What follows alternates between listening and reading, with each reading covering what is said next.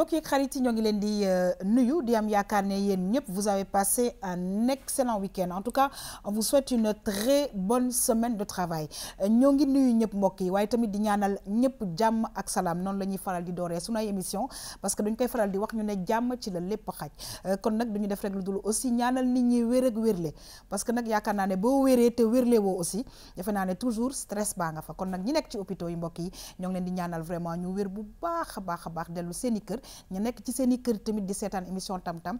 tamit xaw a tawat tuuti yàlla na yàlla saafara waaye tamit ñi nekk ci prison yi duñ leen fàtte ñoom i tamit saa su ne dañuy seetaan waa camp pénal ñoo ngi leen di nuyu ak prison yi nekk Sénégal yëpp mbokk yi ñoo ngi leen di gërëm di leen sant bu baax a baax di leen fàttali nag ne yéen a ngi ñu jot ci canal 5 bu TNT kon nag seen émission tam-tam dooratina dañuy kontaan nag mbokk yi ci bés bi parce que suñu xarit Maymouna Sy madame Guèye dafay ñëw ak ñun saa su ne ci art et culture te nag mbokk yi ca la Maymouna di xuus daf ñuy neex loolu xam naa ne waxtaan bi tey dina neex bu baax a baax waaye nag mu am reportage bu nga xamante ne bi daf ci ànd ak ñun séminaire de recherche sur les croyances populaires ak mythes organisés par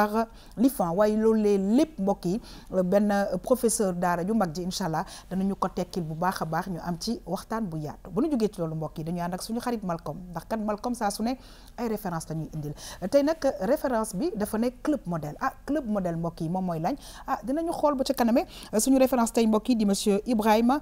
Khalil Niang bu ñu jógee ci loolu mbokk yi xam nga ne saa su ne dañuy ñëw ak yéen nag ak li nga xamante ne bi moom mooy tàggat yaram waaye nag ñu jeexal ak vue sur la toile saa su ne dañuy am ay invité mbokk yi dañuy kontaan lool parce que ñoom saa su ne dañuy indil ay xam-xam ñu bokk kook yéen kon nag ñu ci nuyu tout d'abord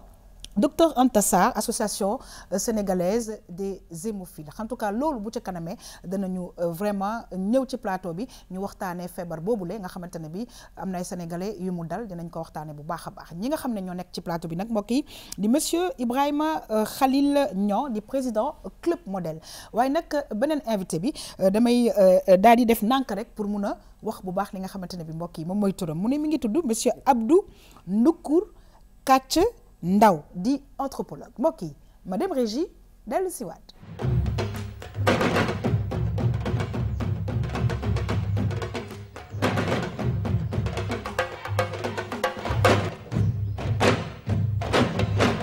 saa su ne dañuy kontaan nag vraiment di feggoog suñu xarit Maymouna parce que nag wax dëgg yàlla ci suñu mbaax Maymouna fu ne nga ñuy dugal waaye dañuy kontaan parce que comme yeneen chroniques yi ma koy waxee rek tam-tam dañuy jàng saa su ne tey nag nga ñëw ak ñun ci benn séminaire bu nga xamante ne bi ba ca kanamee sànq maa ngi koy wax danañ ko waxtaan ak professeur boo xam ne ci daara ju mag ja la ne en tout cas Maymouna damay kontaan parce que vraiment tey na nga ma indilee tagal bi kontaan naa si sa sañse bu baax a baax maa ngi lay nuyu di la dalal jàmm c'est un plaisir comme ça de te recevoir. Le plaisir est toujours partagé merci beaucoup Yaxam maa ngi lay fay di nuyu téléspectateurs yi nuyu ñi nga xamante ne ñoom laa feggool ci penc mi ak tamit di la sargal yow itam sa jant bi nga dikkee am na solo lool ndax jant bi day indi lumière day indi énergie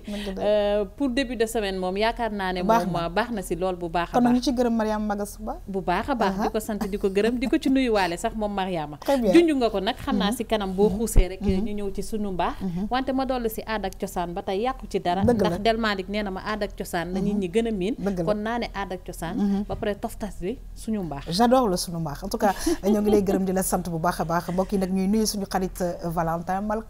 Malcolm saa su ne dañuy kontaan mais nag Malcolm xam nga lu ma jaaxal fa ngay jëlee sa référence yi moo ma jaaxal parce que léeg-léeg nga dugg biir Dakar léeg-léeg nga génn Dakar léeg-léeg nga indi ay nit nga xam ne dañ naan waaw mais yoon la gannaaw nuyoo boo nekkee xale doon seetaan télé di gis ay Père Massamba Gueye di gis ay ñoom yaa xam ñuy essayer di sob lu di def yenn yi boo màggee doo def exactement ñu def da nga ñoom tam dañuy bëgg yow nga doon tiitar ci ñoom ñu ne diw day jaar na sama tànk donc loolu honneur la tey yaakaar naa ne saa yoo nuyoo du ci bëgg a teg lenn parce que da ngay nuyu waabale ñëpp mais ñi nga xamante ne si tey moom la ñuy tàppal droit d'honneur bi mu nekk woote bu mag bi mooy nekk waa Imamul Mahdi waa Yoof ñi nga xamante ne si ñu ngi fa nekk tey ci appel bi ak suba di leen wax yàlla ñu dem ci appel yu jàmm lépp lu ñu bëgg ñu am ko fa ñi nga xamante ne si ñoor wàllu kaaraange yoon bi ñu wax leen ni ay bakkan la ñu yàpp ñu daw nànk yegg nànk incha allah parce que maam li maamum laay lépp ci dal la ba ndox bi di pousse sax ci dal la ko def donc tey loolu laay nuyoo sama référence nag moom tey. dañ ci kontaan parce que yow sax tey dañ laa jëlaale comme modèle. gis nga en tout cas dañuy kontaan vraiment di nuyu laay yëpp. parce que wax nga ko waaye damay am yaakaar ci Sénégal dañu jóge ci kasu rajab. jóge ci kasu rajab daal di dal ci vraiment li nga xamante ne moom mooy appel laayeen yi muy ay ñaan yu nekk fële ñëwati ay ñaan yu nekk fi yaakaar naa ne suñu ko boolee jàmm rek a war a mën a am. ñoo ngi lay gërëm di la sant waaye mbokk yi ñuy dalal jàmm vraiment monsieur Ibrahima Khalil Niang président Club Modèle monsieur Niang ñoo ngi lay nuyu di kontaan vraiment ci sa teewaay fii ci émission Tam Tam. asalaamaaleykum soxna yaa xam maa ngi lay ziar di nuyu itam ñi ma fekk ci plateau bi yëpp Malcom Maymouna ak professeur ak itam di nuyu askanu Sénégal yëpp. ñu ngi sant di gërëm bu baax a baax waaye nag am mbégte lool nag mbokk yi di recevoir monsieur Abdou Ndoukour Kathie Ndao di anthropologue ñi ngi lay nuyu monsieur Ndao di la dalal jàmm di kontaan yow tamit wax dëgg yàlla ci sa teewaay fii ci émission. waaw di leen doole delloo nuyoo bi. di am mbégte toog fii. et puis di nuyu waa Sénégal yëpp. très bien alors suñu waxee comme ni ko may mën a wax dëgg yàlla aada ak cosaan faaw nag parce que sànq maa ngi def nànk pour bañ a juum ci vraiment tur bi. nga expliquer ñu un peu parce que defe naa ne ay tur yi nga xamante ne bi voilà duñ koy faral di dégg en fait. waaw xam nga cosaan dafa yàgg. te dafa mel ni melu sax cosaan ak aada. dafa am lu mu fi jiitu. dëgg la jiitu na fi diine moo tax mu yàgg. Ndoukour dafa di tur boo xam ne bu ñu ràññee la woon ci séeréer yi séeréer nag dafa bëri façon waaye buñ ko jëlee ci wàllu séeréer siin bien que waxin bi mën na wutee Ndoukour dafa nekk tur boo xam ne mën nañu ne mooy maanaam benn picc bu weex. waaw tur bi loolu lay faral comme genre colombe c'est ça. c'est une colombe blanche. d'accord. ñu yokk ci kàcc nag moom xam nga dafay kéemaane. waaw chaque fois bu ma nekkee classe bu ma nee étudiants yi dama bëgg ngeen may wax kàcc. ñenn ñi duñu ko nangu dañuy préférer wax Ndoukour que kàcc wala ñu wax Abdou. dëgg la kàcc nag sant la bu réer tamit. dafa mel ni comme Caam comme Meng comme Diop comme Ndaw sant bu ñu xam la tamit ci séeréer yi. surtout ci yenn séeréer yi nekk fële côté ci géej yooyu. très bien. te buñ ko faram fàccee. kàcc moom mooy xeer. mooy. xeer. waaw pierre. très bien. waaw mais sant bu am la bu yàgg biir fii Sénégal boo xam ne léegi. très bien mu ngi commencé di est-ce que xam nga professeur li ma neex ci tam-tam. mooy même man mii nga xamante ne maa ngi toog fii la may jàng bëri na parce que déjà c'est la première fois ma dégg tur bi mais gis nañ ni ñu ko faram fàcceele waaye may dañuy ñëwaat nag ci li nga xamante ne bi moom lañ la duppee aussi. c'est-à-dire que ñu ne anthropologue. nga faram fàcceel na ko nag ci wolof. pour que ñi ñuy seetaan vraiment xam. liggéey boobu lan la exactement. waaw xam nga sunu réew mi dañu commencé di fi jàngale façon xam-xam yoo xam ne ñu bëri dañu réer parce que mënaguñu faram fàcc baat yi. waaw loolu mooy problème boo xam ne ñun ñëpp xam nañu ko. si gàttal anthropologue. bu ñu jëlee baat bi mën nañ ko xaaj ñaari baat. benn bi moom mooy anthro. si wolof. mën nañu jàpp ne anthro mooy nit. pologie bi mën nañu ne moom mooy jàngat donc bu ñuy gàttal anthropologie mooy jàngat boo xam ne dafa wéeru ci nit ki ci boppam wéeru ci cosaanam ak ci aadam. am na solo kon nag mbokk yi ay njàngat yu am solo ci émission tam-tam bi kon nag nañuy démarrer semaine bi mbokk yi wax dëgg yàlla neex nañu lool ñu ñëw ak yéen nag ci agriculture ànd ci ak suñu xarit madame Guèye Maymouna Sy alors Maymouna dafay ñëw ak ñun ci séminaire bu am solo séminaire de recherche ci ay croyances populaires mbokk yi ay mythes nga xamante ne bi IFAN moom moo ko organisé woon événement bi nag mi ngi amoon fële musée Théodore Monod ci vraiment taxawaayu ay acteurs culturels yu bëri ki ñu dem xool dellu si waat mën a yaatal waxtaan bi waxtaan wi ñu nekkoon tey mooy waxtaan ci aada ak cosaan ni mu amee solo ci dundu doomu aadama li ci am solo nag mooy li nga laaj léegi du loo xam ni dañu war rek wax ko génn mu dugg ci nopp bi génn ci bi ci des li ci am solo mooy ñu càmbar ko jàngat ko li nga xam ni mënees na koo soppi ñu soppi ko li ñu mën a jubbanti jooyanti ko ñu jooyanti ko li nga xam dañ ko war a téye nag ñu téye ko dugal ko ci programme yi jàngal ko sunu xale yi ndax tey jii li bare bari ci ay jikko dañ koy jëggaani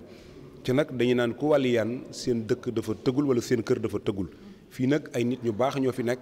yu bari am na fi yoo xam ni mënees na koo jël càmbar ko du lépp la ñuy téye waaye am na ci loo xam ne bu ñu ko càmbaree yaakaar naa ne am na ci loo xam ni xale yi mën nañ ko jël comme viatique. suñu doom yi chance bi ñu amul mooy li nga xam ni moo leen tax ñu war a jaaxle moo di amatuñu maam bu leen di nettali ay léeb di leen nettali ay cax di leen def yu mel noonu le gisatuloo léegi ci lël yi ay kasakkat léegi opération chirurgicale la dañu lay téegal léegi da ngay dem hôpital rek ñu def ko mu wér mu jeex te ñu nag booba tax dañu amoon ñu wax xam ne dañu nuy xamal lan mooy sa bopp nga dellu si waat ci sa bopp ba xam nag kan nga boobu ngay mën a jàkkaarloo keneen ki nga xam ne moom xëy na xam na kan la kenn ku ci nekk fa nga taxaw fa ci la weccente di mën a am waaye bu dee benn rek benn du wecci boppam benn balay mën a wecceeku bu nga xam ni jar na ko te am solo mooy dafay weccee keneen ku nga xam ne dafa xam li muy wax ci boppam yow nga xam li nga wax ci sa bopp léegi nag ngeen jàkkaarloo booba tax nag Afrique ak yeneen réew yi dinañu mën a séq lépp waaye dana am lu nga xam ni ñun ñoo ko moom nag mooy ñaari xam-xam yooyu ñuy wax ñaari yuur la ñu yore ñun suñu ñaari yuur yooyu ñaari xam nga amul dara lu nga xam ni gën a jafe ci àddina yaakaar naa ni lu dul dellu si ci sa bopp moomaat walla nga nanguwaat li nga moomoon te mu rëcc la ndax li la rëcc bu la xasee ba rëcc pour nga dabu ko pour nga jotaat ci yenn saa yi day jafe ndax day fekk ñeneen jariñoo ko mbaa ñu soppi ko ba dootoo ko xàmmee ñu gëlëmal la loolu lay gëlëmal te fi mu nekk am na benn daje bu nga xam ne daje woon naa ko ca at yee passé ak Samba Jabare Samb ñu tudde ko le griot et le philosophe maanaam ku nga xam ni ci mbiru caada lay yëngu ak ci mbiru ku nga xam ni ci xalaat bu moderne maanaam philosophie falasifa ci lay yëngatu nan la ñu mën a toog bokkee toogaay jàkkaarloo man leen gis nga jàkkaarloo boobu nag moo ñu ciy génnee.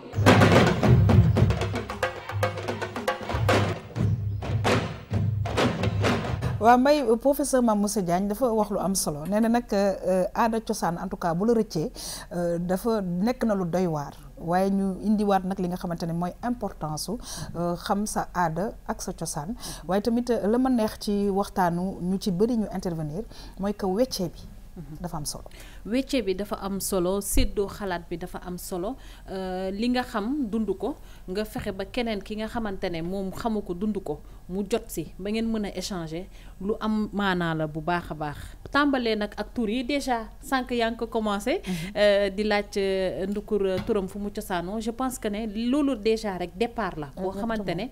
nit ki dina mën a xam moom fan la jóge fu mu cosaanoo lan mooy identité am ndax nit ki yow boo xamul yow la nga doon foo jóge lu la fi indi ak fan nga war a dem fa nga war a dem foo war a jaar pour dem fa lu tax ñu indi la fi je pense que ne sa lépp day fulu doo xam foo jëm et loolu bokk na ci li tax waa IFAN muy Institut fondamental d'Afrique noire depuis daaw ñu commencé di def li ñu naan une série de séminaires de recherche sur les politiques culturelles dañu tànn benn ponk àllarba bu nekk àllarba bu njëkk ci weer bu ne ak ñetteelu àllarba bi ñu ñëw toog woo ñi nga xamante ne ay kàngam lañu woo ñi nga xam ne dañuy yëngu ci wàllu caada ñu ñëw waxtaan séddoo xalaat pour xool ana nan la ñuy def ba dabu li nga xam ne rëcc nañu li nga xam ne nag mu ngi fi ba tey ñu xool nan lañ ciy jàppee ba mu dëgër yaxam. Très bien. Ouais. Alors kontaan nañu trop peut-être un mot par rapport ak vraiment initiative boobu nga xamante ne bi dañuy permettre nit ñi à chaque fois ñu dajaloo ak vraiment ay spécialistes waaye tamit nit ñi war a mën a ñëw xool pour dégg parce que sànq ñoo ngi koy wax ñu ne léeg-léeg aada ak cosaan day rëcc te defe naa ne nit bu nekkente ne bi sa aada ak sa cosaan dafa rëcc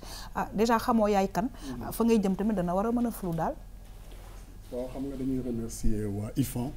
nga xam ne dafa nekk daara joo xam ne ay gëstukat ñoo fa nekk ñuy def gëstu di ci taftal El Hadj Malick Ndiaye bi di conservateur bi nga xam ne moom moo initié waxtaan yooyu li ñu ci jublu woon ci waxtaan bi mooy boo xoolee Sénégal nu mu tëddoo tey mën naa ko jëlale ci yeneen dëkk africain yi parce que maa ngi ciy liggéey tamit ñu ci bëri boo leen waxee seen cosaan walla nga wax leen seen aada walla nga wax leen seen baax c'est-à-dire valeur dañuy réer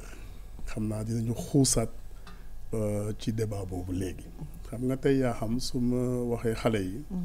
ma dugg sax bi université nga xam ne xale yi loolu la ñuy jàng ñi di jàng ay sociologie yooyu maa ngi est-ce que xam ngeen ne boo demee Oussouye am na ay buur yu fa nekk am na ku nekk royaume Oussouye tudd Sibilu Mbay Jeeju est-ce que xam ngeen ne boo xuusee lu mat ñaar fukki kilomètre dem ci beneen royaume am na beneen buur bu fut nekk tudd Sidon Lebil Sambu d'accord boo xuusee feneen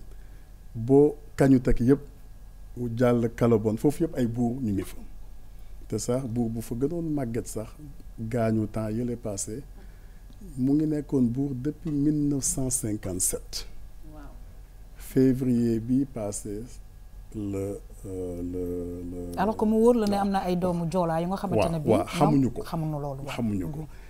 te pourtant si école yi xëy na boo leen waxoon kan mooy roi Louis XIV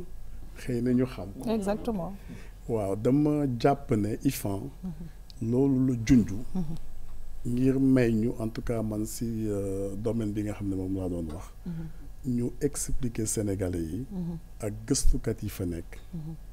lan mooy par exemple peuple Tenda boo demee Kédougou fekk fa Basari yi fekk fa Bédiki yi que Maïmouna a rencontré d'ailleurs Koñaagi yi fekk fa Bajaranke yi tey sax Bajaranke boo ko laajee xale yu bëri dañuy foog ne xëy na xeet bu jógee Congo la wala feneen. non c'est vrai en plus. boo xuusee dugg biir Casamance tamit fekk fa joolaa yi nekk biir Casamance. c'est vrai que en Casamance bon ñun ñëpp dégg nañu ay roi ay reine. mais on ne sait vraiment pas comment c'est organisé comment c'est fait et c'est dommage parce que je pense que c'est des choses quand même à voir. waaw li ci je crois que li ko gën a waral mooy soo xoolee li ñuy jàngal xale yi. loolu daf ci manqué. dëgg la. xarabuma kenn wante dama foog ne war nañu xoolaat muy daara yu ndaw yi muy daara yu mag yi li ñu fay jàngale suñu cosaan ak suñu aada bokk ci parce que mënuloo am ay étudiants yoo xam ne da nga leen di jàngal ba ñu dem master te mosoo leen wax Bajaranke exemple la rek. yow mi nga xamante ne bii anthropologue nga. yow naka nga gisee loolu nga xamante ne bii nekk na problème ci ñun ñàkk a xam suñu aada ak suñu cosaan. waaw xam nga loolu baaxul xam nga tey booy xool ma jox la lël. lël moom presque léegi mu ngi jeex si waaso yu bëri. waaso yu bëri léegi defatuñu lël. dëgg la séeréer yi ñu ngi góorgóorlu joolaay ñoom ñu ngi ci ba léegi. ñu ngi ci ba léegi waaw. feneen fi tam boo demee Kédougou ñu ngi ci ba léegi baax na xale yi xam lan mooy lël professeur Mam Moussé mu ngi ko doon wax léegi nee na boo demee tey hôpital dañuy dagg rek bàyyi la selbe bi sa jigéen la. alors gis nga loolu ngay wax déjà le mot lël la c'est-à-dire que tey nga def benn sondage dugg ci benn classe nga ne xale yi est-ce que vous connaissez c'est quoi lël wallaay ñu lay est-ce duñ la tontu duñ xamuñu ko parce que jàngaluñu leen ko ci daara yi famille yi jàngaluñu leen ko. déedéet amuñu ñoom tamit possibilité di dox di dem jàngal seen bopp loolu. boo tax yu bëri mu ngi réer. kenn waxul ne duñu jàngale. leneen yeneen waaso ak leneen. xam-xam tëddeewul noonu. xam-xam yaatal la tudd. nu mu gën a yaatal la gën a baax. waaye nag mënuloo xam ñeneen ñi te xamoo sa bopp. parce que boo xamul sa bopp. xamoo dara. mais léegi yan jéego moo am par rapport ak loolu parce que yaa ngi wax ne que déficit bi c'est voilà c'est assez important donc on a constaté quelque chose yan jéego ñoo ci am pour que loolu mën a dellu si waat. waaw loolu bu fekkee dama jël si fànn bi may gën a yëngu nga xam ne fànn gëstu la ak jàngale foog naa ne war nañu mën a gëstu xool nu ñuy amee ay département yoo xam ne dañuy jàngale loolu. am na nag ci wàllu culture ak yeneen type de formation mais dafa des encore ci suñu jàngale yi dafa des tey boo demee jël élèves yi am na loo xam ne war nañ ko fa mën a def ci wàllu jàngale de sorte que nit ñi gën a xam seen cosaan parce que boo leen jàngaloo du ñu xam yaa xam waaw daanaka presque Abdou wax na lu bëri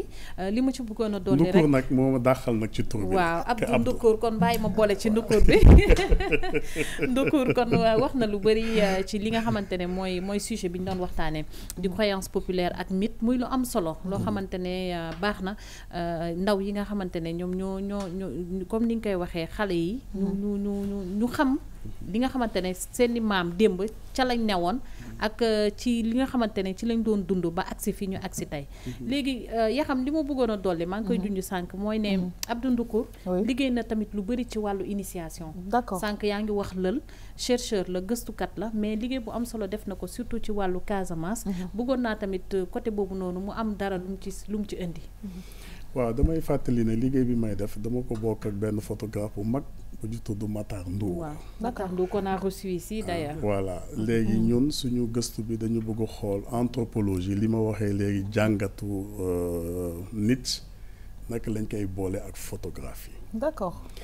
ñuy xuus ci liggéey bi ba ne sax naka lañ koy boole ak stylisme. ñu andi c'est intéressant ça. waaw ñu andi suñu benn mag mais ma leen di nuyu ñoom ñaar tudd Rama Sissoko ak Matando di leen nuyu. ñu nekk ci liggéey bi. d'accord. di liggéey biir Sénégal di liggéey Gambie di liggéey Guinée Bissau ñett dëkk yooyu lañ nekk di liggéey. laaj bi am na solo parce que boo seetaanee télé ñu wone joolaa yi nekk lël journaliste bi ne lël la il faut ñu laaj ko lan la comprendre par lël. parce que biir Casamance dafa am ñaari façon lël. d'accord. li ñuy gën a wax lël du lël. bukut moom ngeen di gis mu am ay selbe yu bëri ak ay ñi nga xam ne dañu yaakaar ne dañ leen xarafal te xarafal la ñu den bukut ku xaraful. doo dugg bukut doo dugg lël loolu ñuy wax lël doo fa dugg. waaw te biir Casamance tey nag 2/3 yi bukut la ñuy def mais il faut que ñu xarafal la pour nga mën a dugg ci bois sacré bi. d'accord. leneen li ñuy wax lël ci biir Casamance usuy rek lañ koy def notamment ci royaume usuy kooku tuddul bukut kooku mu ngi tudd kaxat nag buñ la xarafalee doo dugg kaxat. d'accord donc gis nga bukut da ngay xaraf pour dugg. kaxat buñ la xarafalee doo dugg. très bien loolu moo waral nga gis ay joolaa yu am yenn at yi. ba pare ñuy doog a dugg lël parce que buñ la xarafalee rek doo dugg. très bien alors mu nekk nag vraiment ay informations yi nga xamante ne bi may wax dëgg yàlla bëggoon nañu toog gën koo xuus waaye fàkk nag ñu xuus alors on utilise encore le xuus là ci émission tam-tam mu nekk vraiment ay njàngat yu am solo yu nga xamante ne bi wax dëgg yàlla sant nañ ci gërëm nañ ci bu baax a baax Ndukur mi nga xamante ne bi vraiment professeur la ci daara ju mag ji te waxtaanam wax dëgg yàlla neex na lool macha allah xam naa ne du ñàkk incha allah di nga teewaat fii ci émission tam-tam may ñoo ngi lay gërëm di la sant bu baax a baax ça été un plaisir en tout cas d'écouter tout cela mbokk yi nu xuus nag ñëw ak yéen ci référence ànd ci ak suñu xarit Malcolm tey lu mu ñëw ak ñun nag mooy sànq ñoo ngi leen koy présenté muy monsieur Ibrahima Khalil Niang nekk président wu club modèle ñu dem xool mbokk yi lan mooy club modèle dellu si waat.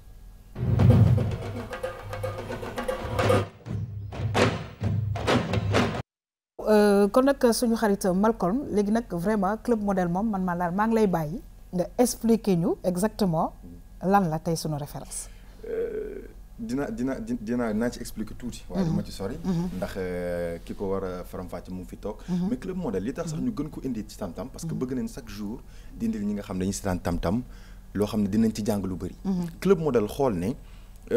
ay yaama neex wala dañoo bokk wala da ngaa am. warul ñu lay fësal foo xam ne xale yi ñu ngi fa. day tax ki nga xam ne amam demut noonu. wala xam-xamam demul noonu. danaan mënumaa mel ni diw. club modèle daal di xoolaat ne ñun nañu jël ñi nga xam ne donte sax dañuy liggéey ci biti maanaam ñi nga xam dañ leen a xeeb ñiy tuuri mbalit yeeg yooyu ñu jël fësal leen yóbbu leen ci ay bërëb yu bakkane taaj leen ci kanam ñëpp ne kii nii mooy ki nga xam dañ ko war ne waaw góor ci loolu Ibrahima Niang nekk président club modèle moo koy bàyyee kàddu gi di ko nuyoo di ko dalal jàmm ci tam-tam nga ñu bëgg a xam kañ la sosu ak tam dëggantaan lan mooy bii bi jërëjëf Malcolm maa ngi feddali sama nuyoo ci plateau bi yëpp ak téléspectateurs yi club modèle ab kuréel la boo xamante ni c'est apolitique mooy defuñu politique ñëpp ci bokk ak itam à but non lucratif mooy li ñuy def wutuñu ci xaalis li ko sabab mooy dañu def benn constat gis ni suñuy valeur dafa commencé am sooxe ñàkk joxante cër ci biir société bi waaye itam loolu buñ ci boolee leneen mooy dañu bëgg sénégalais bu nekk ab référence nekk ab modèle tey jii rek boo jëlee benn exemple circulation bi dafa xaw a jafe lool. parce que daa nga dégg lu nekk. dañ naan mbedd bi. je pense que tout le monde a fait la même chose oui. mbedd bi beddu buur la. fu waay neex sotti mbalit et cetera donc yooyu ñuy gis. moom moo ñu motiver ñu créer club modèle mu nekk club d'action citoyenne boo xamante li ko tax a jóg rek mooy sensibiliser ñaax citoyens yi ba ku nekk modèle nekk royukaay ñu ngi ko sos depuis 2007 di def ay actions yu bëre waaye au-delà de civisme dañuy promouvoir promotion des valeurs citoyennes au-delà de loolu itam dañuy def sensibilisation ci fléau de société yi lu si mel ni ki sida lu si mel ni ki drogue lu si mel ni ki délinquance juvénile ñi ngi organiser par exemple en 2010 benn marche pacifique avec élèves yi nekk ci école Dakar contre la vente en détail de l'alcool aux mineurs donc loolu ñu ngi ko defee woon place de l'Obélisque ba rond-point RTS donc boobu ba tey itam ñuy def ay cercle d'échange ci koñ yi ci benn thème de société mën a waxtaan ak ndaw yi mën leen ñaax ci li nga xamante ni mooy valeur yi nga xamante ni Sénégal am na ko Afrique am na ko parce que dañu gëm ni Sénégal nekk na dëkk boo xamante ni dëkku valeur la Sénégal am na ay mag yu bëri yu fi jaar yoo xamante ni ay modèle nañu donc je pense que bu ñu continuer ci dynamique bii rek daañu mën a am benn. waaw ñu ngi gis ay image ni waaw kii mooy Amadou Sy. Amadou Sy itam nekkoon bénévole routier ñu daal di ko primé en 2013 kii mooy Anta Mbow de l'Empire des enfants. ñu primé woon ko itam mu nekk citoyenne modèle Rose Wardini di présidente fondation Médisol internationale Djibi Diakhaté itam di def rôle bu am solo ci sensibilisation donc ñii ñëpp mu nekk ñoo xamante ni ay kàngam nañu ay personnalités yi nañu dañ leen primé woon diggante 2013 2014 2015 ci édition yi ñu amal fii ci Ndakaaru mais dama ci gis ñoo xam ne ay kilifa lañ ay mag lañ est-ce que yéen da ngeen di xool ne âge bii kat wala statut bii kat la ñuy jël def ko modèle wala aajawul benn âge wala tamit benn niveau. waaw déjà prix du citoyen modèle parce que dañu gis ni. ñi ngi primer ay entreprises performantes. ñi ngi primer ay associations loolu lépp baax na am na solo waaye dafa laaj itam ñu primer jikko yi. bu ñu primer jikko yi mooy chaque année dañu jël benn thème par exemple bu ñu jëlee ku mel ni Youssou Ndour on l'a primé. thème bi c'était le culte du travail. dañu bëgg ndaw yi ñun ñaax leen tàggat leen ci ni leen c'est possible de rester au Sénégal et d'être comme quelqu'un comme Youssou Ndour wala ñeneen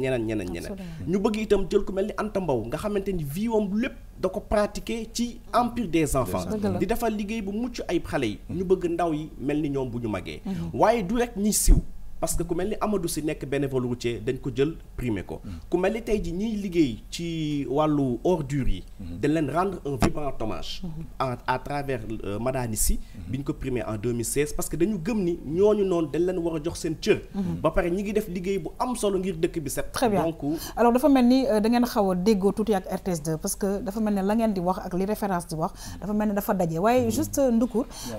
nga wax ñu sa sentiment par rapport ak club modèle bi parce que sànq ba léegi ñu ngi naan ak club modèle c'est quoi mais là on comprend que club modèle mi ngi dugal loxoom vraiment ci dëkk bi waaw foog naa ne ñu bëri wax nañu jikko yi ni mu tëddoo ak nu mu yàqoo mën nañu wax loolu donc bu amee kuréel yuy jug pour waxtaan ak askan wi ñaax leen ci jub ak jubale loolu mënuñu lu dul di leen si jàppale te foog naa ne bu dee dañuy waxante dëgg entre ñun rek liggéey bi moom mën nañ ci naan mën nañ ci lekk parce que tellement am na dëkk bi nu muy doxee ci wàllu jikko yaakaar naa ne war nañu mën a xool nu ñu koy lijjantee moo tax man maa ngi félicité bu baax Khalil ci liggéey bi nga xam ne jëf nag moo am solo bu weesoo wax te Sénégal aussi wax ji bëri na te jëf ji xaw na néew tuuti. dañuy kontaan ndax bu ñu dalalee ñaar ñoo xam ne ci seen xët bu njëkk ñu ngi waxtaan ci jikko donc xam naa ne fu mu toll nii sama jigéen am na loo xam ne war na ko laaj ndax sànq li ngeen doon wax dafa xaw a synchro ci wàllu culture ak yooyu kii ne ñi nga xam ne dañoo am ay tànk yu baax yu ñuy wane liggéey bu baax bu ñuy wane dañ leen war a fësal la nga ci xalaat. waaw li ma ci xalaat mooy déjà wax ne initiative yu mel nii dañ ko war di saluer mais ma am laaj itam jëm ci Ibrahima Khalil Niang yéen ak ndaw ñi gis nañu gaa ci image yi am na ci ñu bëri yu ñu primé ñoo xamante ne ay mag lañu am na lu ñu jot a def posé nañu ay acte ba àgg fi ñu àgg ñu jël leen ngeen primé leen def leen ambassadeur citoyen modèle mais ci ndaw ñi ci biir ndaw ñi parce que tubaab day faral di wax naan la valeur n'attend point le nombre d'années je pense bien noonu la su ma jumbulee ndax xale boo xamante ne loxoom set na ba mu war a mën a sukk lekk ci nabu mag ñi am na ci ñu ngeen ràññee ba ngeen jël leen def leen ay citoyen modèle. loolu dama ci kontaan trop ci laaj boobu parce que moo tax ñoo am ay rubrique lu mel ni citoyen modèle moom ñëpp la te surtout mag ñi nga xam ne am nañu plus de 40 ans 50 ans waaye itam dañu am catégorie jeune leader. ay ndaw yoo xamante ni ñi ngi def liggéey bu mucc ayib seen koñ ñu fexe leen ba jël leen ñëpp xam leen ngir ndaw yi nekk seen koñ boobu ak yeneen ndaw Sénégal ñu mën a jël ci ñoom comme référence. par exemple comme ren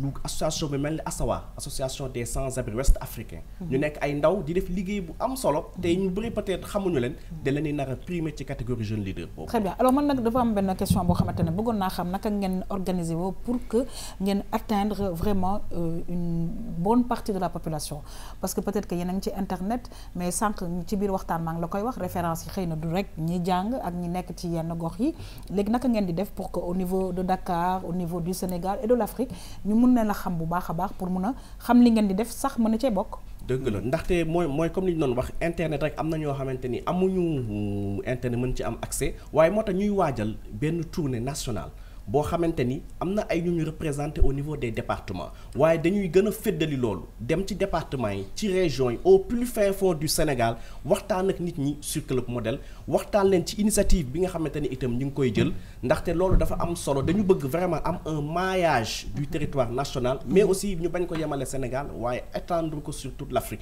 te loolu li ñu koy may rek mooy def tournée ànd ak nit ñi mën a waxtaan ak ñoom fekk si leen expliquer leen concept Club Modèle te yaakaar ne ni incha allah ñëpp daan ci ànd. on va terminer Malcolm. d'accord man sama jigéen li mu wax foofu laay ñëwaat ndax ren dinañ ci xaar ay ndaw yu bëri dernière question bi mu lay posé mooy nan ngeen koy organiser ni mu la ko laajee ren nan ngeen ko nar a dérouler ci cérémonie bi. waaw ndaxte itam Club Modèle dafa am benn jury indépendant ndaxte it lépp lu ñuy def dañu bëgg mu nekk lu mucc ayib ñëpp teg ci seen loxo ni lii lu baax la dafa am jury indépendant bu tudd Génie d'Afrique buy choisir ñi nga xamante ne da leen di nar a primé. D'accord. Donc c'est 6 mois avant et puis maintenant jour événement bi dina am le thème ren c'est culte de la solidarité et l'action citoyenne. Ok. C'est deux notions yoo xamante ni dafa tendre à disparaître solidarité mooy jàppalante suñu biir Sénégal ak Afrique waaye itam action citoyenne defaral dara pour sa réew sans rien attendre ñaari notion yi dafa commencé tumuranke moo tax le professeur Mounirou Sy bind ci lu bëri dina def communication sur le thème te itam dina am 20 personnalités yu jóge fépp ci continent bi yu ñuy nar a primer le samedi 21 avril. alors c'est vrai que nekk na ay valeurs yu nga xamante ne bi ñu ngi koy commencer peindre maanaam solidarité notamment en tout cas mu nekk thème bu am solo bu nga xamante ne bi indi ngeen ko ren ñoo ngi lay gërëm di la sant bu baax a baax Malcolm waaye tamit mbokk yi di remercier monsieur Niang Ibrahima Khalil di président Club Modèle mu nekk club bu nga xamante ne bi defe naa ne ñoom itamit ñi ngi participer ci développement dëkk bi parce que nag kaay leen ñu ànd am ay valeur defe naa ne loolu nekk na lu am solo en tout cas ñoo ngi gërëm di sant bu baax a baax mbokk yi di xuus si suñu émission tam-tam ñëw ak yéen nag ci benn invité bu nga xamante ne bi dana am solo mbokk yi ñu recevoir ko parce que mooy présidente association sénégalaise des hémophiles defe naa ne muy feebar bu nga xamante ne war nañ ko mën a vraiment waxtaanee pour xool daal naka la ñuy def ba jàppale en tout cas monsieur Niang ça a été un plaisir de vous recevoir on vous souhaite bonne continuation merci beaucoup madame Régie dellu si waat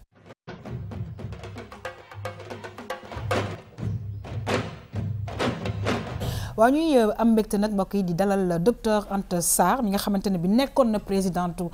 association sénégalaise bu hémophilie waaye nag léegi mu nekk trésorière bi en tout cas ñoo ngi lay nuyu di la dalal jàmm di kontaan wax dëgg yàlla ci sa teewaay fii ci émission Tam Tam. maa ngi leen di nuyu yaa xam di nuyu ñi ma bokkal plateau bi di nuyu askanu Sénégal yi seetaan RTS 2 émission Tam-Tam. Très bien alors déjà dañu bëgg nga expliquer ñu feebar boobu lan la exactement ak signes yi ak voilà comment ça se passe. waaw feebar bi hémophilie feebaru deret la ci affaire ni deret bi waye ndax madame coagulation waaw d'accord coagulation la donc dafa am facteur yu manqué ci deret bi facteur 8 ak facteur 9 su fekkee facteur 8 bi dañ naan hémophilie A la su fekkee facteur 9 bi ñu ne hémophilie B waaye ñoom ñaar ñëpp ñoo bokk ni ñuy manifesté wu mais hémophilie A moo ëpp ci Sénégal hémophilie B yi moo barewul. d'accord waaw léegi dafa am si chromosome X bi lay porté wu. chromosome X jigéen xam na ni XX la góor XY. donc bu ko ku góor ki amee moom mooy fesal feebar bi. ku hémophilie ku góor ñi lay gën a dal. ñu góor ñi lay gën a dal góor ñi ndax yaay ji mooy nekk porteuse bi wala conductrice moo koy jox doomu bu góor. wala doomu bu jigéen mais ñu jigéen ñi du fés ndax beneen chromosome X bi moo koy jàppale chromosome bi feebar waaw léegi ñu ngi gis ay images yi gis nañ deret bi gis nañ fi voilà léegi est-ce que mën nga ñu expliquer un peu waaw lii kii dañuy wane kii bi dañuy wane articulation yi mooy conc bi wane kii bi deret bi toq bi la ñuy wane nii kii bu fekkee hémophilie bi dafay nekk ci dafay deret bi dafay du gaaw way booy nàcc ni muy bala muy way dafay gën a gudd dafay gën a gudd d'accord waaw mais dina way après donc bu fekkee ne si conc yi la ak joor beeg yooyu waaw dafay nekk mooy hémarthrose moom la ñuy wax mais su fekkee ci musculaire léegi ñu ngi wane musculaire yooyu loolu hématome lay tudd day nekk ay donj d'accord waaw deret bi daal mooy du gaaw woy dina woy après da gaaw bu fekkee dafay nàcc dafay gën a gudd waaw léegi est-ce que dafa nekk loo xamante ne bi judduwaale la waaw feebar bi da nga koy judduwaale yaay ji maa ngi la ko dox yaay ji moo koy jox doomam bu góor wala bu jigéen mais doom bu jigéen bi du ko manifester ku góor ki mooy manifester feebar bi papa ji nag moom du ko jox doomu bu góor papa ji bu fekkee ne hémophile bi doomu yu góor yëpp duñu am hémophile waaw léegi doomu yu jigéen ñi ñoo koy jox donc hémophile bi ci sëtam lay gisaat hémophile bi naka lañ koy détecter c'est-à-dire que loolu nag pour ñu détecter ko loolu kii la diagnostic de laboratoire dañuy dem centre transfusion wala si hôpitaux yi ndax tàggat nañu ay médecins ay si région yëpp Dakar Saint-Louis Thiès Louga yooyu yëpp Kaolack Ziguinchor Kolda yooyu yëpp kii nañ leen formé nañ leen ba mën nañ def diagnostic bi dañuy yël sa deret seet temps de coagulation bi yooyu ba xam nan lay kii. waaw léegi ñu ñëw ci association bi may nag parce que dafa nekk feebar bu nga xamante ne bi wax dëgg yàlla man personnellement xaw ma ci lu bëri et je pense que c'est l'occasion téléspectateurs yi ak ñun ñu xam exactement mooy lan nga ñëw ci association bi ak vraiment li nga xamante ne bi mooy manifestation yi naka lay demee ba nga ne xaar ñu dem def ay analyse xëy na xale bi am na ko. waaw léegi ñun lu ñuy ñaan association bi bañ ko créé depuis 1998 donc am na ñaar fukki at. li ñuy ñaan mooy sage-femme yi ak gynécologue yi ñi nekk ci hôpitaux yi bu ñu gisee kuy nàcc rek ñu mën la defal foofu sa diagnostic wala ñu yóbbu la centre national de transfusion sanguine association bi li ko tax a jóg mooy ñu àndandoo liggéey ba xam ni daañu mën jàppalante boo gisee li ko kii bi ñuy def journée mondiale de l'hémophilie suba la le 17 avril de chaque année si àddina bi yëpp lañ koy def waaw boo defee ñu ñëw toog li ngeen doon wax sànq si aada ak cosaan ren thème bi mooy osons kii partageons le savoir donc li nga xam nga xamal ko keneen ki bu xamul itam mu laajte loolu moo tax mu jóge après dinaa ñëw ci peut-être traitement yeeg yooyu waaye professeur un mot par rapport ak li nga xamante ne bi tey teg nañ ko ci penc mi parce que dal na ay sénégalais yu bëri te am na ñu nga xamante ne bi xëy na xamuñu ko ba nga xam ne dinañ sax xalaat leneen ci feebar alors que hémophilie rek la waaw dëgg la mooy lu ñu junju sànq ci wàllu aada ak cosaan damay fàttali ne cosaan su ma koy faram-fàcce ci français mooy tradition aada nag moom mooy lépp li nga xam ne dafa jub ci suñu naka laa koy waxatee encore ci français sax. ci wolof ci waaw. mais allez-y en français. aada bi moom mooy maanaam cosaan dafa ëmb loolu yëpp. voilà aada mooy coutume. moo bi moom a rëccoon. am na feebar yu bëri yoo xam ne xam nga sànq maa ngi doon junj anthropologie. waaye xam nga léegi façon xeetu xam-xam yi dafa bëri. anthropologie léegi par exemple ñu ngi koy appliquer dans le domaine tam médical. mu am ñu ñuy tuddee ay anthropologues médicaux. man sama gëstu mu ngi jëm ci wàllu cosaan ak aada waaye am naa yeneen collègues yoo xam ne ñu ngi gëstu ci loolu. anthropologie médicale boobu dafa wone naka la feebar yu bëri nga xam ne ay feebar yu naturel la. su fekkee mën nañ ko waxee noonu. nit ñi jàppee ko comme leneen. waaw. xam nga di nga am yenn façon feebar yoo xam ne di am ay crise di daanu. ñu ne kii jinne moo ko jàpp. wala dëm moo ko jàpp. dem di tooñ doomu jàmbur. fekk te loolu yëpp du ci dara. absolument waaw. alors léegi nag ñu ñëw ci vraiment association bi suba la journée bi exactement lan ngeen di tëral ak vraiment ku ko am. ba ñu wax ne que am nga ko vraiment fan nga ngeen leen di yebal. waaw. kii dama bëgg dellu si waat ci professeur li mu wax si sànq yéen a ngi doon wax affaire xarafal si hémophilie si liñ koy gisee lu bare si xale yi buñ leen xarafalee mi ngi wax lël ñu bare hémophile yu bare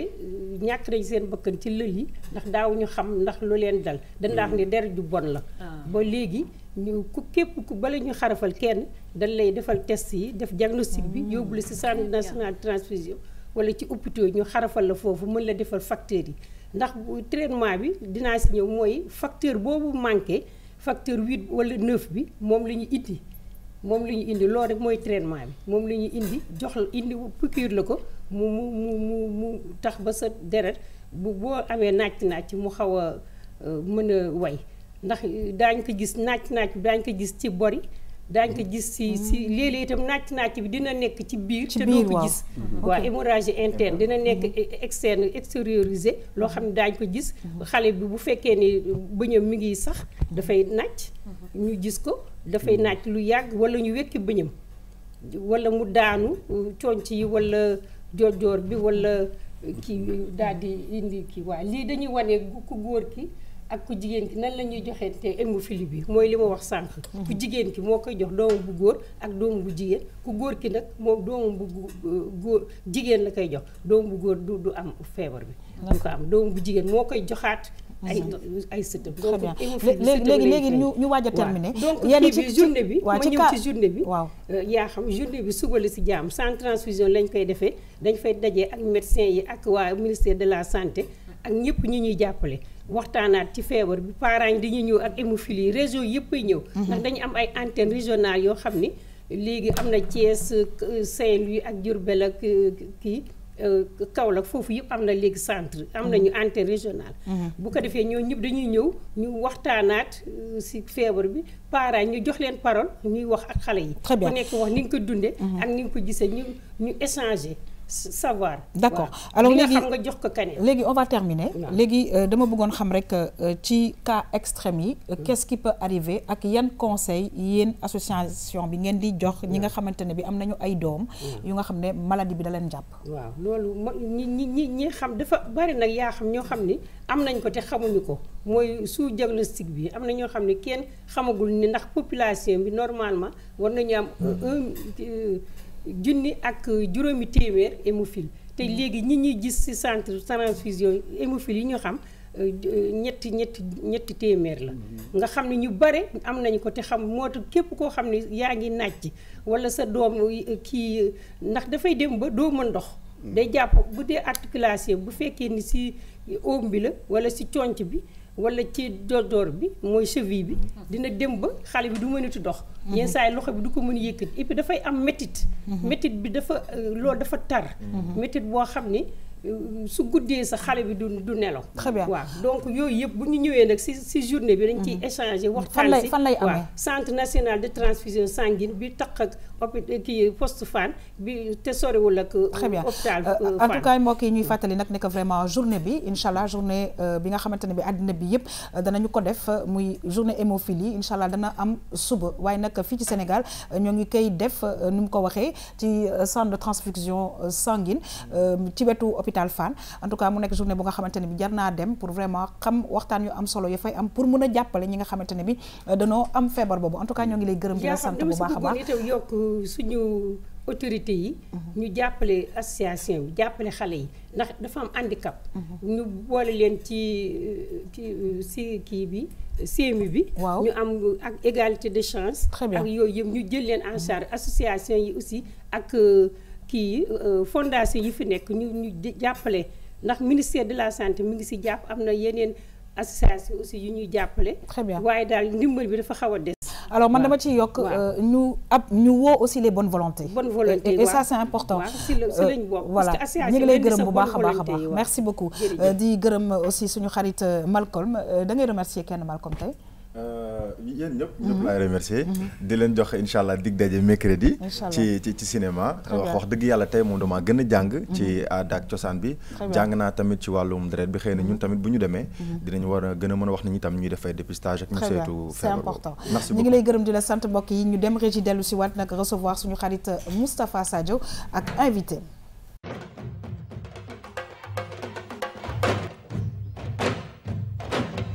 waaw dañuy kontaan nag di recevoir suñu xarit Moustapha Sadio parce que nag wax dëgg yàlla ci bis bi mooy ñëw ak ñun ci tàggat yaram Moustapha ñoo ngi lay nuyu c'est toujours un plaisir de te recevoir. Comme tous les lundis c'est un plaisir de partager de partager plateau avec yéen ak Maïmouna ak say invité. Donc pour lundi bi moom dañ leen indil benn événement bu rare bu war a xew Sénégal. waaw bu méngoog actualité mooy coupe du monde bu war a xew fee ci Russie. Très très bien en tout cas ñu ngi lay gërëm di la sant waaye tamit di dalal jàmm bu baax a baax invité monsieur Alpha Dabo du président CONEFS alors ñu ngi lay nuyu di la dalal jàmm c'est un plaisir aussi pour ñun ñu recevoir la ci plateau Tam Tam. Voilà merci bien donc ñu ngi leen di gërëm di leen sant bon di remercier Moustapha aussi. Et aussi di remercier vraiment ñu fekk ci plateau bi yëpp. Et aussi di remercier vraiment ki nga xam ne moo sabab rendez-vous bi nii tey muy Mamzi mi nga xam ne moo yor communication CONEFS. Très bien alors ñu ñëw ci CONEFS rapidement laata may jox Moustapha kàddu gi CONEFS mooy lan exactement. CONEFS c'est la coordination nationale des écoles de football du Sénégal donc mu nekk structure boo xamante ni dañ koo xalaat pour mettre ko en place donc mu nekk structure bu yàggul lool nag mais aussi ku ne xam na ne école de football yi yàgg nañ exister Sénégal. Alors mais li manqué woon mooy reconnaissance bi nga xamante ni moom lañ doon demander parfois. Très bien. Parce que école de football yi nit ñi dañ leen a xawoon a laisser en rade. D'accord. Alors aujourd'hui CONEFS taxaw na nekk kuréel gi ëmb école de football du Sénégal yi. Moustapha. Tout à fait donc ñu invité ñu am tey mbégteelu am Alpha Dabo fii ci plateau bi c'est surtout par rapport ak benn événement bu ñuy waajal mooy coupe du monde des écoles de football. D'accord. 32 écoles de football ñooy def simulation coupe du monde. dañuy école de football bu nekk day représenter une des nations qualifiées à la prochaine coupe du monde Russie 2018. lu sabab un petit peu xalaat boobu noonu. waaw d'abord comme li ñuy wax xam nga ñun dañu nekk ci benn affaire di ci yëngatu pendant des années alors beneen aspect bi mooy c'est la deuxième fois que Sénégal di participer ci coupe du monde alors nous on s'est dit que waruñu xaar ba génération yii ñu yor ñu nekk ci ay xale ñu xaar ba nekk dans les équipes premières pour mën a participer wala pour mën a xam événement boobu noonu donc on voulait préparer par rapport ak événement majeur yi donc loolu mooy idée bi beneen bi aussi quand on a eu à poser ça au niveau du comité exécutif de la CONEFS ni ñëpp approuvé ko ne oui c'est une belle initiative et aussi derrière ñu wax ci ak la fédération sénégalaise de football pour proposer leen ko ñoom aussi ñu accepter pour accompagner ñu ci projet boobu noonu donc li ci am solo rek comme la ñuy wax dañu bëgg a préparer xale yi ñu xam am goût ci événement majeur yi mu mel ni ay coupe du monde mu mel ni ay coupe d'Afrique donc loolu mooy idée bi daal. Exactement moom la ñuy gis nii ci image yi ay événement yu CONEFS amaloon la fee ci stadium Amadou Bari Pikine Alassane Djigo bu Pikine ak école de football yu bëri ñoo ngi noonu di seen directeur technique national Mayacine Mar ak sunu invité it donc lan moo ëmb CONEFS lan la ëmb exactement ci nombre d'écoles de football exactement. waaw école de football yi ñu recensé au niveau du Sénégal ñu ngi toll ci 1100 écoles de football. 1100 alors. D'accord. C'est énorme. Donc 1100 j'allais continuer pour dire que imaginez que chaque école de football au moins a 3 catégories. Ah, c'est vrai. bu ñu ko calculer ci école de football bu nekk minime benjamin et les débutants. boo ko defee 25 par catégorie c'est 75 multiplié par 1100 vous voyez ce que cela représente comme kii. alors maintenant ñun ñu ne lii nii il faut que ñu organiser ko. léegi nag difficulté bi fédération amoon mooy kan mooy interlocuteur am. kan la war a waxal. parce que la fédération ne peut pas reconnaître toutes les écoles de football école par école. alors aujourd'hui la fédération sénégalaise de football doon réclamer benn interlocuteur. cette question là elle est réglée. parce que la CONEFS aussi ñëw na nekk interlocuteur u fédération sénégalaise de football. alors image yi ñu doon wane léegi c'était sunu journée de lancement bi ñu organisé woon à Pikine au mois de décembre et il y avait la présence du directeur technique national Mayacine Mar et du premier vice-président de la fédération sénégalaise de football monsieur Sayer Seck. ok waaw moom la ñuy gis ci image yi. moom la ñuy gis ci image yi laata ñuy dellu si sans doute ci événement boobu noonu. amoon nañu beneen élément bu ci reportage bu ñu def ci Dakar Arena. bu Diamniadio bu ñu war a livrer au mois de juillet prochain. d'accord kon ñu dem ñëwaat.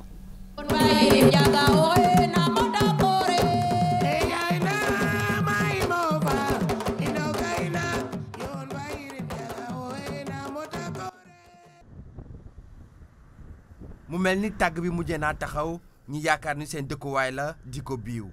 waaye ñoom nag tooñuñu ndaxte li nu mel dafa niroog seen dëkkuwaay li nag mooy arène nationale. kii moo ma induire en erreur. boo fi yegsee da ngay gis ne liggéey baa ngi wëy bu baax a baax. 85% ci la liggéey daal di toll muy firnde ne jamono ji liggéey bi avancé na bu baax a baax. ndaxte ci juillet 2018 lañ ko war a livrer ni chantier bi di wéyee nag noonu la ñuy daal di yokkee ñi nga xamante ne ñoo fiy liggéeyee ndaxte ñii dañoo jàpp ne délai bi moom faa ñu respecté ko. 150 chinois 400 sénégalais ñoo daal di tàmbali liggéeyu arène bi waaye jamono ji nag ngir respecté délai bi moo tax ñu jël lu toll ni ci 400 chinois ak 600 sénégalais ngir ñu fiy liggéey loolu nag boo ko xaymaa day toll. junni doomu aadama yu fi xëy. arène nationale yàgga doon mbébétu ñi nga xamante ne ñooy axlu làmb waaye nag jamono ji mu mel ni gént gi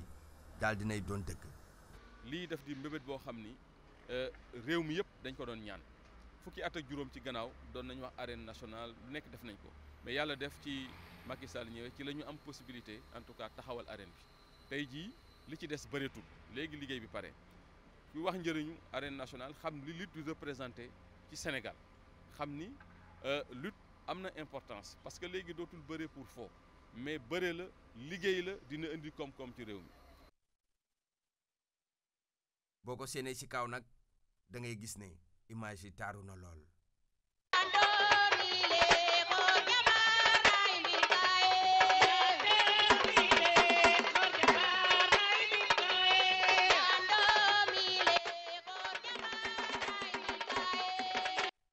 fi nag entreprise bi moom daanaka teggewul tànkam benn yoon lu ko soxal mooy respecté délai bi waaye nag mu am loo xamante ne faaw ñu wax ko mooy arène bi nekkul ne làmb rek lañ fi mën a def. du rek pour bëree la mën nañ fi def yeneen xeetu tàggat yaram maanaam volleyball muy boxe muy arts martiaux maanaam xeetum karaté taekwondo yooyu ngay dégg yëpp mën nañ ko fi def sur le plan culturel tamit ci wàllum cosaan ak aada mën nañ fi def lu ñu tuddee ay concert ay yeneen activités yoo xam ni pourquoi pas ay conférence ak yëpp mën na ko accueillir. ngir tabax lu mel ni arène nationale nag faaw nga def xaalis bu bëri fanweeru milliards ak ñaar nag lañ daal di dajale ngir taxawal arène bi muy loo xamante ne dafa tukkee ci coopération réewum Chine ak bu Sénégal. ku def lu toll nii ci koppar ci infrastructure bu mel nii war nga jël ay dispositions pour que infrastructure bi ñu mën ko toppatoo li ci war li ñu tuddee ci français entretien maintenance loolu daf di loo xam dafa sooxee ci yenn gestion infrastructure yu mag publique yi loolu nag jël nañ disposition yi depuis le début des travaux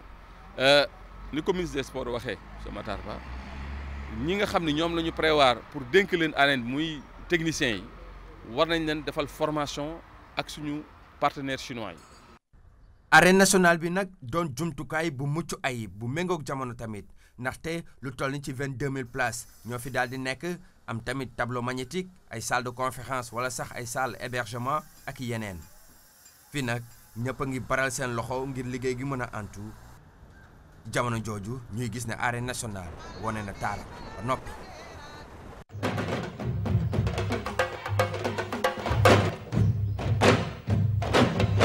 waaw Moustapha dafa mel na arène nationale bi la ñu gis te defe naa ne ñu bëri kontaan nañ ci gis ko am na ay explication ñu ci jot am waaye tamit Dakar Arena moom it tamit bu ci nekk yaa ngi wéyal ca yoon ci lépp nag ci li nga xamante ne moom mooy tàggat yaram. tout à fait dafa baax ñuy différencier ñaar ñi. parce que tour yi dañuy xaw a nuru arène nationale moom la ñuy tabax moom la ñu wane léegi ni moom la moo nekk ci Pikine nag. moom mooy doléance lutteurs yi depuis quelques années nag. exactement njiitu réew mi mu ngi noonu di koy waaj a inauguré fii ak ay weer. bokkut ak Dakar Arena boobu nekk weti Diamniadio. moo xamante ne moom lañ fi indil plutôt basket ak sport collectif yu bëri ñu mel ni handball ak volleyball. donc Dakar arène nationale plutôt moom lañ jógee gis ci reportage bi gis nañu nu mu yànjee te pareegul moom la chinois di defar léegi nag xam naa buñ jógee ci élément boobu noonu dañuy dellu ci suñ invité pour mu wax ñu un petit peu yan date exactement le mini coupe du monde boobu noonu simulation coupe du monde bi ngeen ko war a amal. waaw ok incha allah ñu ngi ko prévoir les 25 26 27 mai. Le 25 mai normalement mooy coïncider ak jour remise u drapeau national bi au Lion. donc bëggoon nañ mu nekk événement bi ñu lancé waale ko et puis di wax ne ki ñu marraine bés bi mooy madame la première dame madame Marème Faye Sall moom la ñu jox pour mu vraiment mu nekk marraine au journée boobu yëpp. et aussi chaque sélection sera parrainée par benn ambassade bi nga xam ne moo représente moo consulat ou ambassade bi nekk ci dëkk bi. très bien en tout cas ñu ngi lay remercier bu baax a baax Moustapha plaisir de te retrouver inchallah la semaine prochaine. à la semaine prochaine pour yeneen information ci tàggat yaram waaye tamit mbokk yi di gërëm di sant bu baax a baax monsieur Alpha Dabo di président bu CONEFS man nag may faral évidemment le Sénégal nga xam ne day dem coupe du monde et voilà je rappelle que RTS dana joxe match yi inchallah merci beaucoup ñoo ngi gërëm di sant bu baax a baax monsieur Ndoukour laa koy wooyee man Kàcc Ndaw ñoo ngi lay gërëm di la sant ça a été un plaisir de vous recevoir merci beaucoup. jërëjëf yaa xam ñu lay sant di la gërëm di gërëm madame Guèye Maymouna Sy Maymouna dafa am koy remercier tey. waaw tey nag moom remerciement bi Amina Bokoum laa koy jox. Amina Samba Djibi Bokoum ma nga xamante ne mu nga fekk baax ca Mbumba. di ko wax merci ci tagal bi. très bien rafet na trop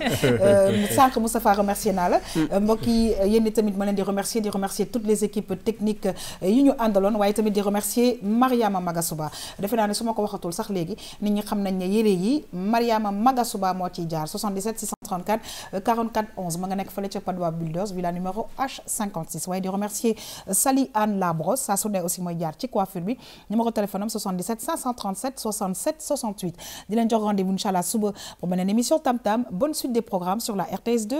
au revoir.